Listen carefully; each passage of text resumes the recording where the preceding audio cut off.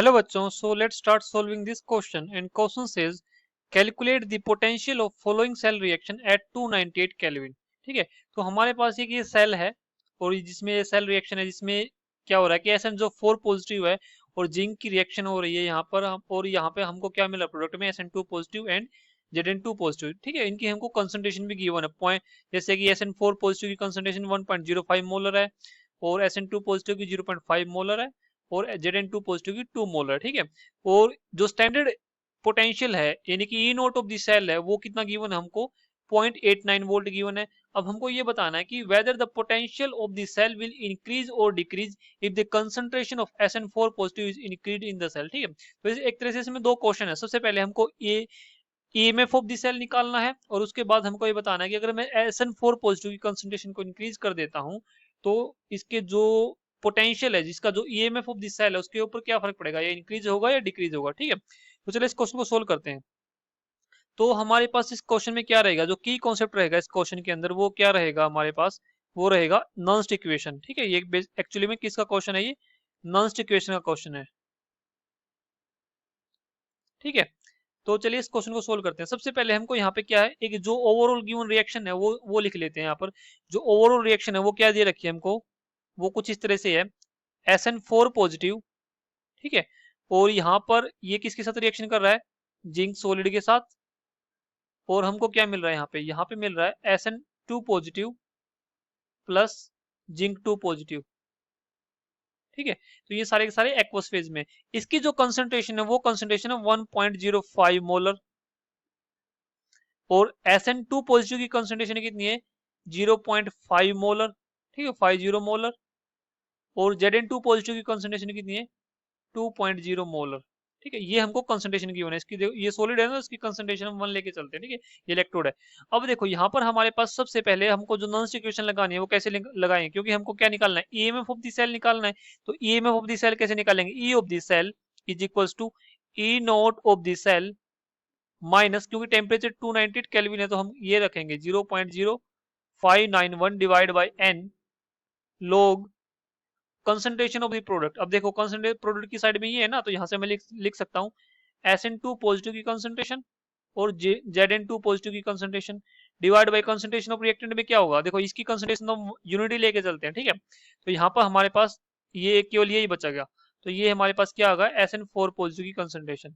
ठीक है, तो ये हमारे पास नॉन इक्वेशन हमने इसको लिख लिया। ठीक है, अकॉर्डिंग टू द रिएक्शन। अब देखो सबसे पहले यहाँ पे कितने इलेक्ट्रॉन का चेंज आ रहा है, यहाँ पर हमारे पास 2 इलेक्ट्रॉन का चेंज आ रहा है। देखो यहाँ से कैसे चेंज आ रहा है हमको, क्योंकि यहाँ से हमको n की वैल्यू पता चल जाएगी।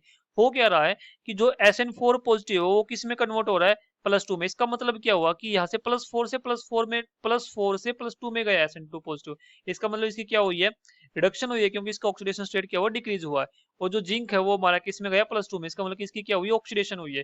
तो ओवरऑल का मतलब क्या हो, यहाँ पे जो रिएक्शन हो रही है वो क्या हो रही है, जो जिंक हमारा जिंक सॉलिड वो किस में कन्वर्ट हो रहा है, वो कन्वर्ट हो रहा है Zn2 पॉजिटिव में। ठीक है, और यहाँ पे कैथोड पे क्या रिएक्शन हो रही है, कैथोड पे रिएक्शन हो रही है SN4 पॉजिटिव 2 इलेक्ट्रॉन को गेन कर रहा है और यहाँ से वो किस में कन्वर्ट हो रहा है, SN किस में कन्वर्ट हो रहा है, SN2 पॉजिटिव में। ठीक है, तो यहाँ से देखो कितने इलेक्ट्रॉन का चेंज आ रहा है, 2 इलेक्ट्रॉन का चेंज आ रहा है। ठीक है, तो n की वैल्यू कितनी हो गई, यहाँ से 2 हो गई। ठीक है, तो यहाँ से मैं लिख सकता हूँ कि जो हमारे पास n की वैल्यू आएगी, n की वैल्यू यहाँ से मैं क्या लिखूंगा, 2 पुट करूंगा, तो यहाँ से मेरे को क्या मिलेगा, E ऑफ द सेल मिल जाएगा।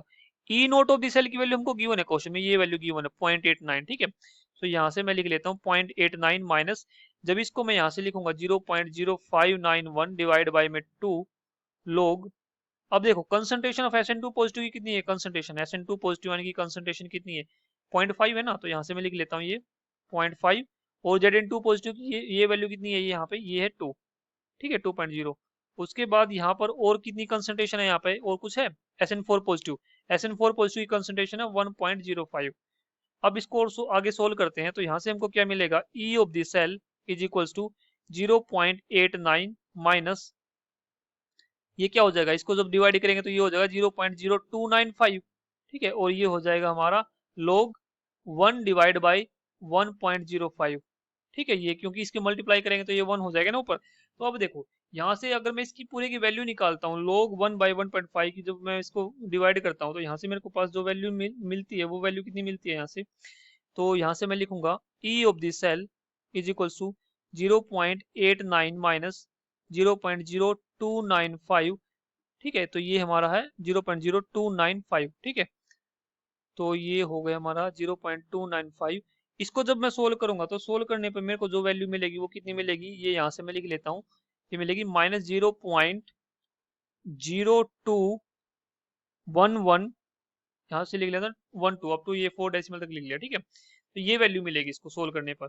अब देखो यहाँ से होगा क्या, जब मैं इसकी मल्टीप्लाई कर लेता हूँ, देखो इसकी जब मैं मल्टीप्लाई करूंगा तो वैल्यू क्या मिलेगी, 0.89 माइनस, ये माइनस माइनस प्लस हो जाएगा ना ये।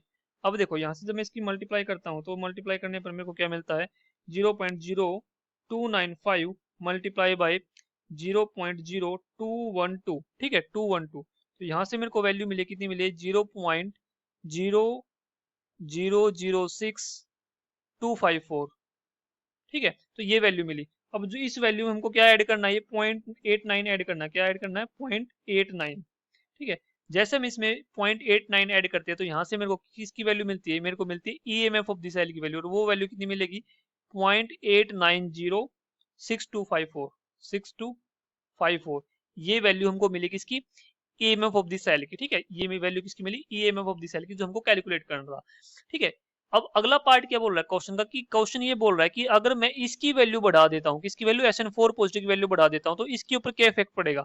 देखो ये पूरी की पूरी वैल्यू अगर मैं इसको इंक्रीज कर देता हूँ तो ये वैल्यू देखो, इसको मैं कुछ ऐसे भी लिख सकता हूँ ना, इस पूरी इक्वेशन को, यहाँ से अगर जो कंसंट्रेशन टर्म है इसमें इक्वेशन को कुछ ऐसे लिख सकता हूँ ना। देखो यहाँ से अगर मैं इसको थोड़ा अच्छे से लिख लेता हूँ, देखो यहाँ से अगर मैं पेन रेड ले लेता हूँ, तो E of the cell is equals to, यहाँ पे और क्या होएगा, ये आएगा हमारे पास E naught of the cell minus, क्या होगा ये, 0.0591 divide by n log concentration of SN2 पॉजिटिव, कंसंट्रेशन ऑफ ZN2 पॉजिटिव, ठीक है। और यहाँ से देखो इसको मैं ऊपर लेके चला जाऊंगा ना, तो कंसंट्रेशन ऑफ SN4 पॉजिटिव भी हो जाएगा, और ये आ जाएगा -1, ठीक है। ये -1 आ जाएगा तो माइनस माइनस क्या हो जाएगा, प्लस हो जाएगा ये, ठीक है, जब मैं इसको ऊपर की तरफ लेके जाऊंगा। तो अब देखो इसमें इसका किसका डायरेक्ट रिलेशन हो गया ना, डायरेक्ट रिलेशन हो गया। इसका मतलब ये हुआ कि if the concentration of SN4 positive ion, ठीक है, अगर concentration of SN4 positive ion increase होती है, क्या होती है, इंक्रीज होती है, तो जो ई ऑफ द सेल है, ईएमएफ ऑफ द सेल है, वो भी क्या होगा, वो भी क्या होगा, इंक्रीज होगा, ठीक है। तो इसका मतलब मैं बोल सकता हूँ कि यहाँ पर हमारे पास जो, अगर मैं SN4 पॉजिटिव आयंस को की कंसंट्रेशन को इंक्रीज करता हूँ तो हमारे पास जो ईएमएफ ऑफ द सेल है वो भी क्या होगा, हमारा इंक्रीज होगा, right. So I hope you understood very well, thank you, best of luck.